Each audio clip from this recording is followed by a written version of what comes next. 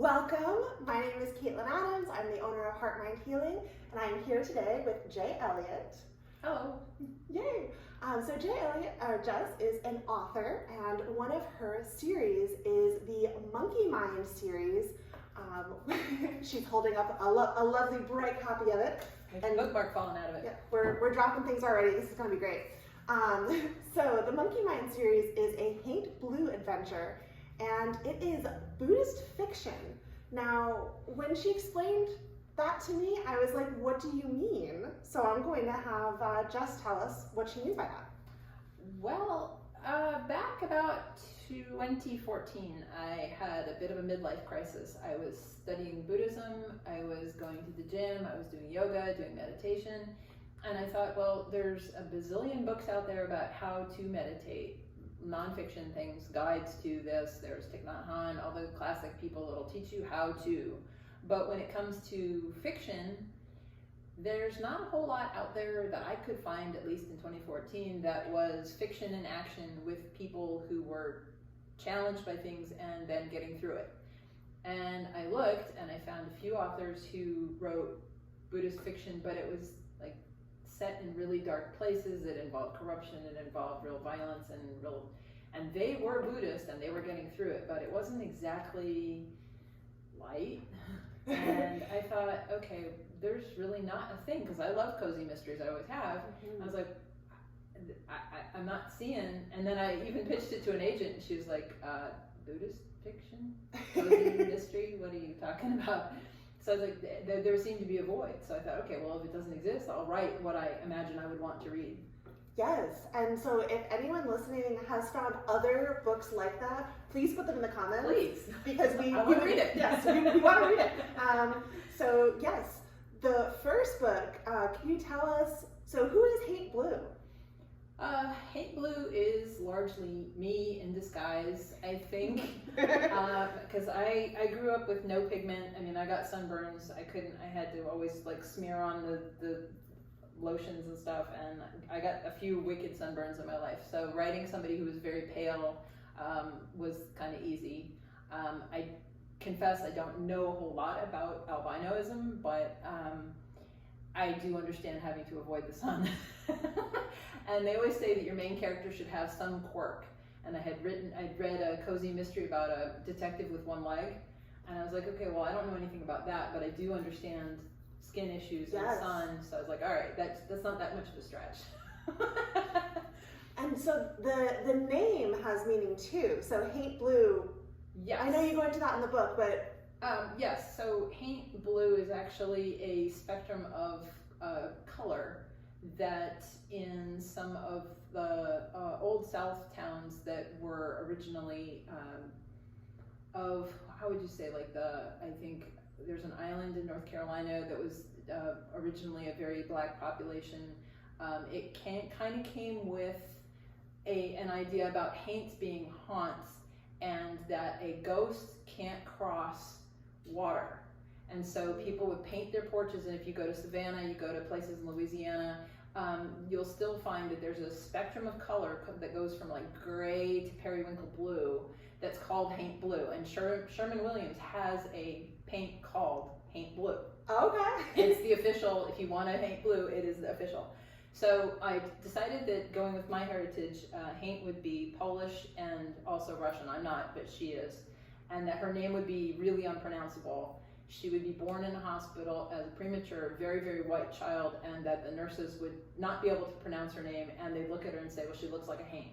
So her name is Haint Blue, even though it's technically Helena Blojizh. You can't remember. I don't even remember what it is. It's unpronounceable. So that was how she came to be, because... Yes, and that's one of the fun things that I like about your books is there's all these fun facts like nestled in amongst the storyline. And so I really resonated with the first one in particular because Haint is opening up a yoga retreat, and I started reading them within a few months of opening up this space, and I'm reading it and I'm like, this is my life minus one major plot point. Yeah. Probably you haven't had to solve any murders. No, I can confidently say there have not yet been any murders here, at least not while I've been in this space. Knock on wood. So yeah, what inspired you to put her in a yoga retreat? Again, I thought it would be funny to have her trying to find inner peace, but then getting barraged with all kinds of elements, from the weather being bad, from really, really difficult clients, to ultimately murder, and then still trying to hold it together while, because she still has to manage to put out meals and put out this agenda while they're investigating this murder mystery. So I thought that if she can get through that. Definitely. Any entrepreneur can relate to that. Again, minus the murder for most of us. Right. So is there a murder in each book? No. I have watched a lot of BBC, a lot of Acorn television, and one of the funnier ones was, Rosemary and Thyme, where these two women are gardeners, and every time that they get called to do a landscaping thing, they end up finding a body in the begonias. And I thought, well, who would hire these people if every time they show up to a job, there's a body? Nobody would hire them. So I didn't want it to be the same format for each one. So Monkey Mind is a straight up cozy murder mystery with a little bit of Buddhist dusting, because she has to deal with her various problems.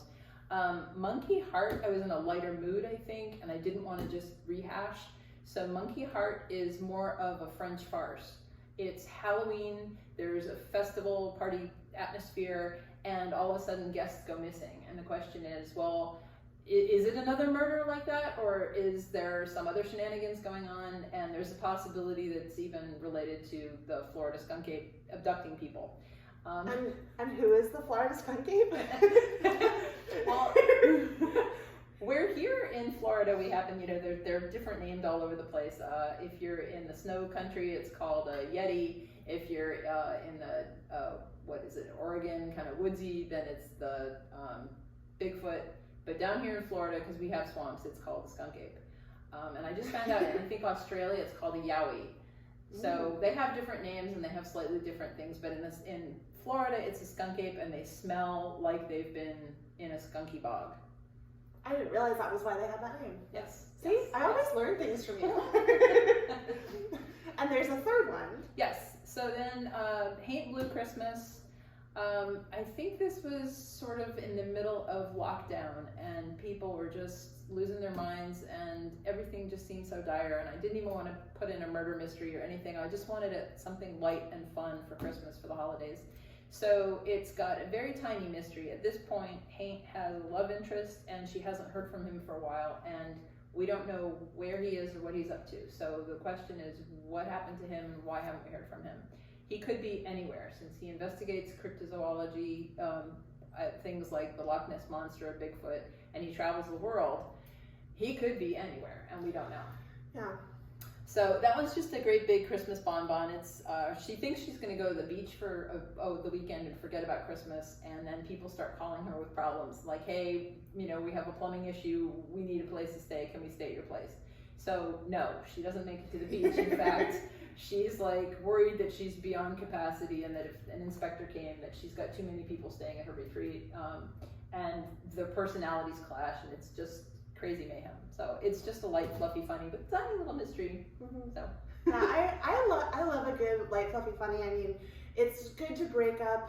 Yeah, I obviously read a lot of more traditional meditation books, and recently I've been learning more and more about trauma. So like there is a lot of that nonfiction content, and so it's wonderful to be able to break it up with fun reads like this. Yeah, I mean, I want to sort of help her navigate problems and get through it with humor, with compassion, with wisdom, because everybody struggles. I think we would all love to be follow our dreams without having the cat puking on the carpet, or without really difficult relatives who sabotage our things, or just like life gets in the way of what we envision that we can do. And that's, I think, universal. Everybody has those kind of impediments, and so can you get through it with grace is the thing. Yes. Because ultimately how you think of it, how you envision it yourself, are you telling yourself the story that dredges up stuff from 30 years ago, or are you just saying, okay, this happened, how am I dealing with it? Yes. It's not to say you can't be emotional, but you shouldn't be driven by your emotions. You've got to have sort of like this step back and say, okay, this is the issue, how am I going to address it? And that's the big thing in all of that. And I don't think that's necessarily strictly Buddhist either. It could, it could be anything. It just happened that I learned it through Buddhist teaching. So what drew you to Buddhist teachings in the first place? That's a big question. I think, interestingly, my parents were atheists. So I grew up with nothing, and they told me there was nothing, and that religion was a waste of time. And even as a little kid, I was like, nothing. No, there's got to be something. I can't. That's too depressing. There's got to be something. So I have been questing my whole life, and I have visited various churches and spent time here and there and everywhere. And then I ended up living in Japan, and I kind of got interested in Taoism and Buddhism. But I'm not limited to that either. I think there's beautiful things in any culture that if it embraces compassion and wisdom, nature, I'm all for it. So definitely. I mean, and it can be that simple. Mm-hmm. Mm-hmm. So monkey mind is a very common. I've heard it before in terms of Buddhist teachings. How did you come up with that name? Tell me about your interpretation of monkey mind. Oh, I definitely have monkey mind for sure.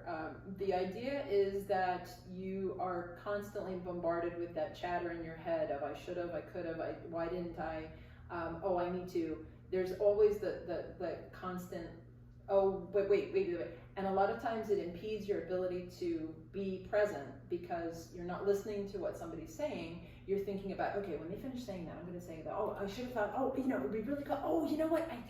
Or you lie in bed at night, you're trying to sleep, and you think, oh man, if you can just let the voices kind of go into the background and be present, and it sounds like that's impossible to do because if you're used to it and it keeps you company all day long, you can't imagine not having that. But there is, if you ever get that one moment where you don't have it and it's still and quiet, then you can want more moments, and then you find that life isn't quite as hectic out there because it's not as hectic in here. Yes, and that's what a lot of people miss about meditation is it doesn't change the external world. Things are still going to go wrong and be chaotic. Right. It changes our reaction to them. Right. And being able to take that breath, take that step back, and sometimes just watch the monkey mind go. It's not always that it quiets, but instead of swinging from branch to branch with it, you're like, that's interesting that my brain's making those jumps. Yeah, very much so. And I love the analogy that you can't see through boiling water. Ooh. And it's the same thing as you can't see a problem clearly if you're agitated. You have to wait until the water's calm in order to see the bottom of the pot.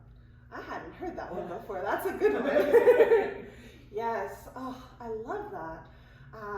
Wonderful. So I know there's 3 now, but there won't always be 3, correct?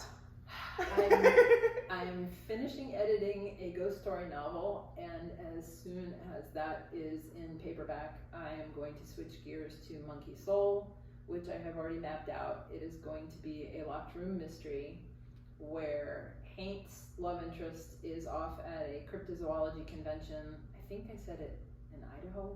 Anyway, it's very far from Florida, and there's going to be a murder at the convention, or maybe 2.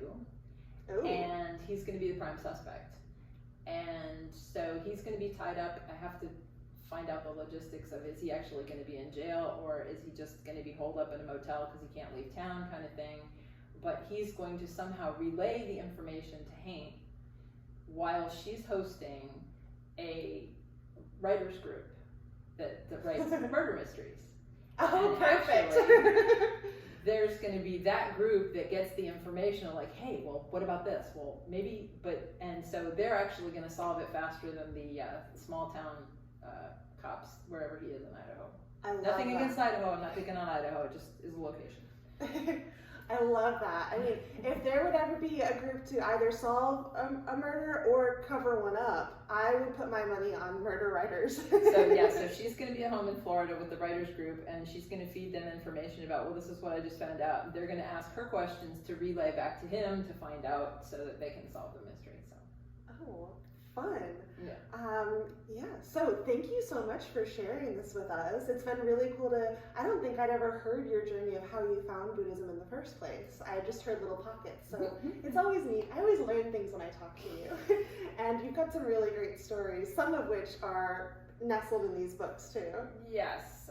Do you have a favorite story coming to mind to sort of leave us on a fun, silly note? Actually, I have a fresh one. Happened yesterday. Oh, here we go. I have a subscription to a magazine called Fortean Times. Charles Fort was into all things unexplained, from monsters to strange deaths to you name it, anything that was just out there that was kind of weird. He wouldn't necessarily believe in it, but he would notate it. He'd just like to say, hey, this is kind of odd. And Fortean Times is enjoying their 50th year of being in print. Happened to read an article about, it was the Yowie in Australia, and that they had apparently shaken up somebody living in a camper. And I thought, well, wouldn't that be funny if Buster went to go investigate something where they were shaking up somebody in a porta potty? And the person trapped in the porta potty didn't have the wherewithal to take pictures or get evidence. They just know that they heard growls, they heard sounds, it wasn't human. They're fairly sure it was some kind of a cryptid, but they have no proof because they were busy trapped in the porta potty. Yesterday, we're driving back from the beach and we stop off to go look at this place, and I'll send you the picture. We found a tipped over porta potty. If that's not a sign. That is going to be an illustration in the book, I guarantee you. The things that happen to you, I love it. Well, maybe I'll include that picture in the show notes. We'll send it to you. Oh my goodness. And yes, so on that note, we'll have links to everything. I know they're on Kindle if you have an e-reader, as well as available here at Heart Mind Healing or on Amazon. We'll have all of those links. A link to Jess's website, and Haint has her own website. I was just going to ask. Yeah. I know she has a blog. Yep, she has a blog page. So we'll have all of those links. HaintsRetreat.com. HaintsRetreat.com. Awesome. Well, thank you all for joining us. And any questions that you have for Jess, put them in the comments. And yeah, I would love to have her back on to talk more. We're already talking with the ghost stories about maybe doing a collaboration with the medium we have here. So any questions that you have on that note, be sure to send them to me as well. So thank you all so much, and we'll see you again soon.